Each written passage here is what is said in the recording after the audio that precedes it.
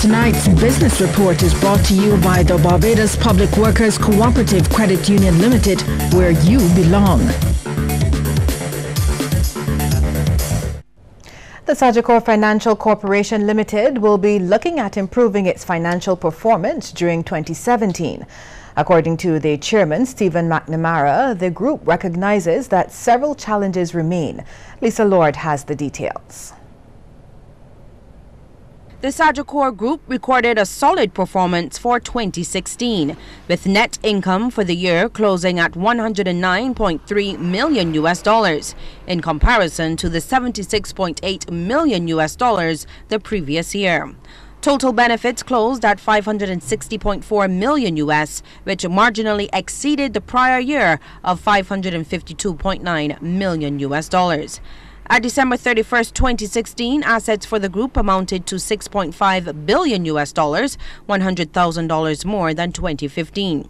Meanwhile, the group's debt was $395.2 million. Now, last July, Sagicor was re-domiciled to Bermuda, and this was the first phase of a three-part process to immunize the Sagicor Group from the non-investment grade domicile, as well as protecting the credit rating of the group. Last December, S&P Global Ratings reaffirmed the credit rating of Sagicor Finance Limited at BB- with a stable outlook. The group's overall performance is commendable. As Chairman Stephen McNamara says, the economic circumstances in which they operate showed little improvement over the previous year. He says the economies of Barbados and those of the Eastern Caribbean enjoyed early signs of a return to growth, but the high debt to GDP ratios continue to constrain growth. Lisa Lord for the Business Report. Thanks very much, Lisa. Well, Minister of International Business Donville Innes believes Barbados should be proactively seeking opportunities that will arise from Brexit, even as the UK works out the transition. He shared this view with a group of business leaders this morning. The forum was a seminar entitled Beyond the Border, a Practical Approach to Economic Sustainability, being held at the Radisson Aquatica. Minister Innes says the time to act is now. So whilst the British government is working out their own challenges with the EU over the next 2 years, I say let us get into London City and remind them that we are their friends and we want to continue doing business. We want to do more business in the UK market. And likewise with their friends in the EU, there is no need for any doom and gloom. They too want to continue arrangements, and wherever possible, we must seek to strengthen and further diversify the opportunities that present themselves. So let us not wait till Brexit is settled. Let us get in there in the midst of any uncertainty and find the opportunities for ourselves as a region. The minister also encouraged business leaders to find solutions to the challenges hindering their ability to take full advantage of the Economic Partnership Agreement between the Caribbean and the European Union.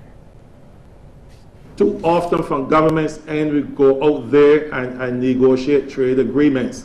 We don't do it on behalf of ministers or politicians or civil servants. We do it because it's part of the enabling environment to help the private sector to grow. But I feel saddened whenever I know that we spent thousands and thousands of taxpayers' dollars out there negotiating trade agreements. And then they sit on a file somewhere in an office. That the private sector is not seeking to grab hold of the opportunities. Let's take a look now at how stocks traded on selected exchanges across the region. In Jamaica, Sagicor Group Jamaica Limited was the volume leader with 1,043,448 units, followed by the Jamaica Stock Exchange and NCB Financial Group Limited. In Trinidad, Ansa Macal Limited was the volume leader with 114,214 shares valued at $7,590,862.57, followed by NCB Financial Group Limited and JMMB Group Limited. And in Barbados, Cable and Wireless Barbados Limited was the volume leader, trading 30,758 shares at $2.45 each, followed by Sagicor Financial Corporation Limited and Goddard Enterprises Limited.